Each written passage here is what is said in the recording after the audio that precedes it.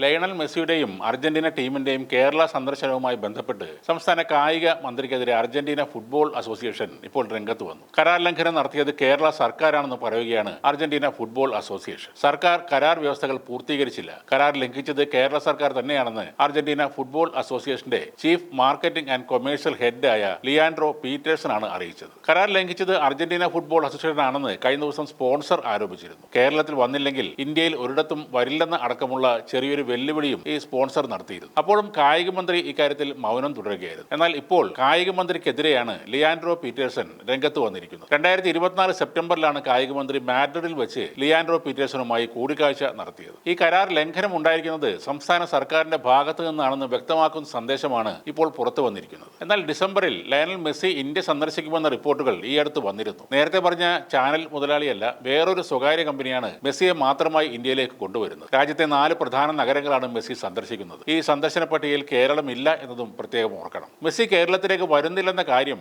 കായിക മന്ത്രി വി അബ്ദുറഹ്മാൻ കൃത്യമായി നേരത്തെ പറഞ്ഞിരുന്നു. അതിന് പിന്നാലെയാണ് മെസ്സിയെ കേരളത്തിൽ എത്തിക്കുമെന്ന് പലതവണ പത്രസമ്മേളനം നടത്തി പറഞ്ഞ സ്പോൺസറായ റിപ്പോർട്ടർ ടിവിയുടെ മുതലാളി മറ്റൊരു പത്രസമ്മേളനം വിളിച്ചുകൂട്ടിയത്. കേരളത്തിൽ വന്നില്ലെങ്കിൽ മെസ്സി ഇന്ത്യയിൽ കാലുകുത്തില്ല എന്നൊക്കെയാണ് പിന്നീട് കേട്ടത്. ഇത് ചീറ്റിംഗ് ആണ്, നിയമത്തിന്റെ വഴി നോക്കുമെന്നൊക്കെ അദ്ദേഹം പറയുന്നതും കേട്ടു. ആ പറയുന്നതൊക്കെ ആ ഒരു സെൻസിലെടുത്താൽ മതി. കാരണം നേരത്തെയും മാംഗോ ഫോൺ മുതൽ മുട്ടിൽ മരമുറിയും വയനാട്ടിലെ വീട് പണിയിലുമൊക്കെ മലയാളികൾ കേട്ടതാണ്. എന്നാൽ കായിക മന്ത്രിയാണ് ഇക്കാര്യത്തിൽ കൃത്യമായ ഒരു ഉത്തരം പറയേണ്ടത്. കാശ് കൊടുത്ത് സ്പോൺസർ ആയാലും കേരളത്തിൽ മെസ്സിയെ കാത്തിരുന്ന ഒരുപാട് ആരാധകരുണ്ട്. അവരോട് കാര്യങ്ങൾ കൃത്യമായും വ്യക്തമായും പറയേണ്ടത് നമ്മുടെ കായിക മന്ത്രിയാണ്. ഇപ്പോൾ അർജന്റീന ഫുട്ബോൾ അസോസിയേഷൻ കാര്യങ്ങൾ പറയുമ്പോൾ സ്പോൺസറുടെ ചാനൽ ഈ സംഭവം അറിയാത്ത പോലെ ഇരിക്കുകയാണ്. മെസ്സി ഇനി വന്നാലും വന്നില്ലെങ്കിലും സംഭവിച്ചത് എന്താണ് എന്ന് ഇവിടുത്തെ ജനങ്ങൾക്ക് അറിയണം. അത് അറിയിക്കേണ്ടത് വേണ്ടപ്പെട്ടവരുടെ ഉത്തരവാദിത്തമാണ്. കാരണം അർജന്റീനയുടെ ദേശീയ ടീമിനെ കേരളത്തിൽ കൊണ്ടുവന്ന് അവരുടെ ഇന്റർനാഷണൽ മത്സരം ഇവിടെ നടത്തും എന്നാണ് കായിക മന്ത്രി ആദ്യം പറഞ്ഞിരുന്നത്. അത് നടക്കാത്ത കാര്യമാണെന്ന് സാധാരണക്കാരായ ഫുട്ബോൾ പ്രേമികൾ വരെ അന്ന് പറഞ്ഞിരുന്നു. അർജന്റീന പോലുള്ള ഒരു ദേശീയ ടീമുമായി ഇന്ത്യയിൽ വെച്ച് നടക്കുന്ന മത്സരങ്ങൾ ചാർട്ട് ചെയ്യേണ്ടത്